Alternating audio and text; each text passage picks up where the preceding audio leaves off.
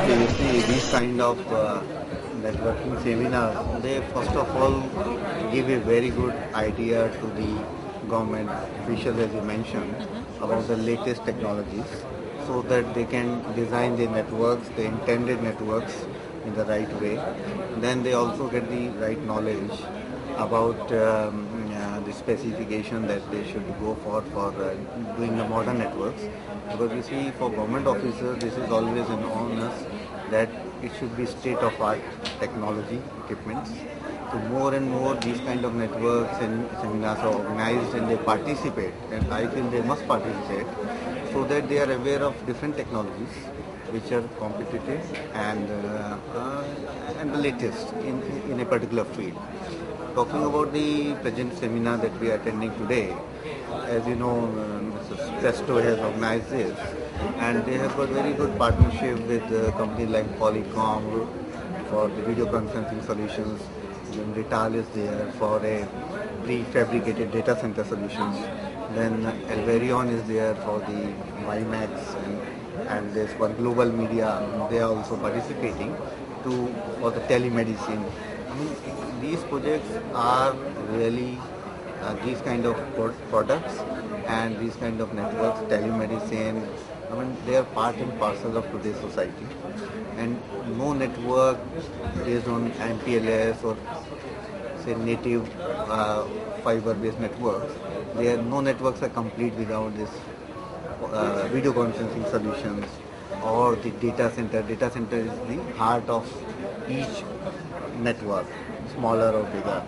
And now talking about the government organization, I would like to add that whether it's a small government or department or bigger organization in government, there's lot of data and there's a need that the data should be transparently available for the users, whether the officials for the working of the organization or for the end users, for the customers.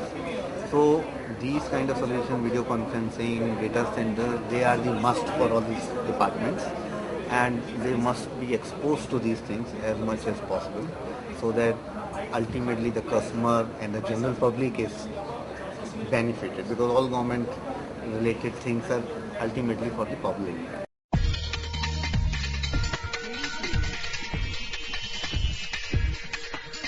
You see, so far as infancy of WiMAX is concerned, there has been delay because of the delay in getting the standards.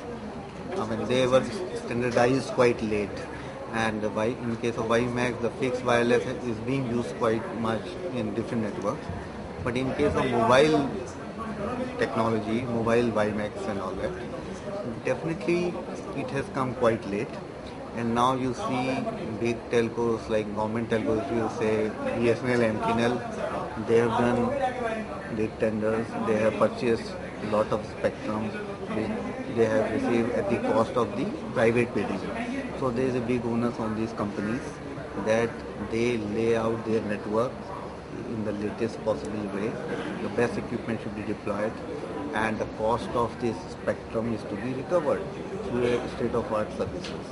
So it's a big onus on these government officials, and more or less what I can say that what was that 3G and this whatever this hype is there.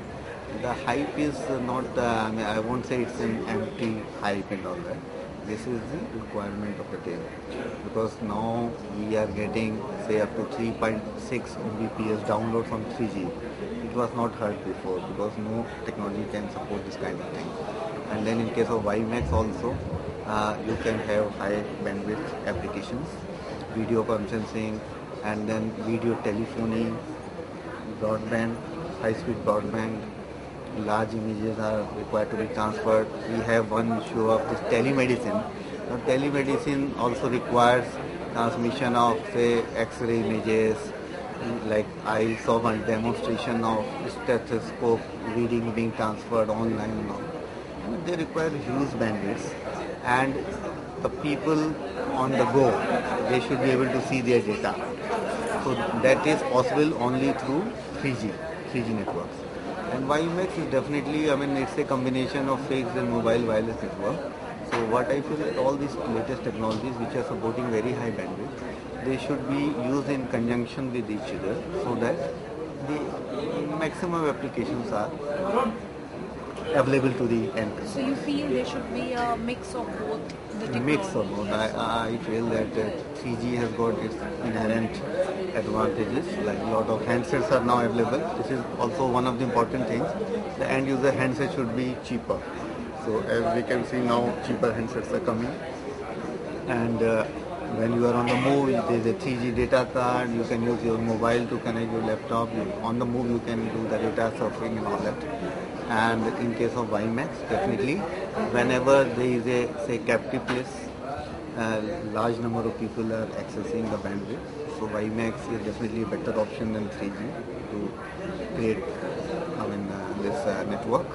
And then on move also, it is yet to be fully tested because we don't have practical networks where while moving you can have access through WiMAX. It is not yet done, but definitely it is part of the technology.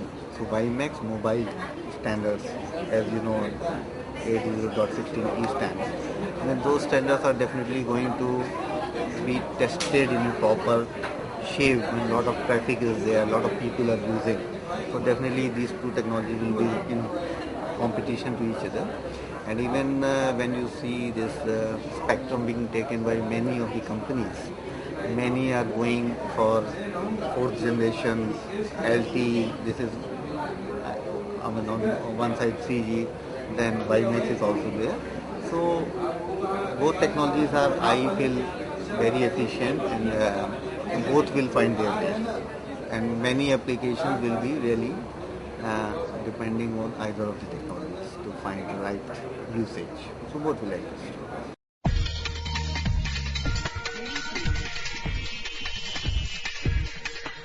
The IT penetration, all these things, they are definitely increasing. A lot of e-governance projects are happening, and e-governance and the availability of high-speed data and information. Basically, this is information which is to be made available.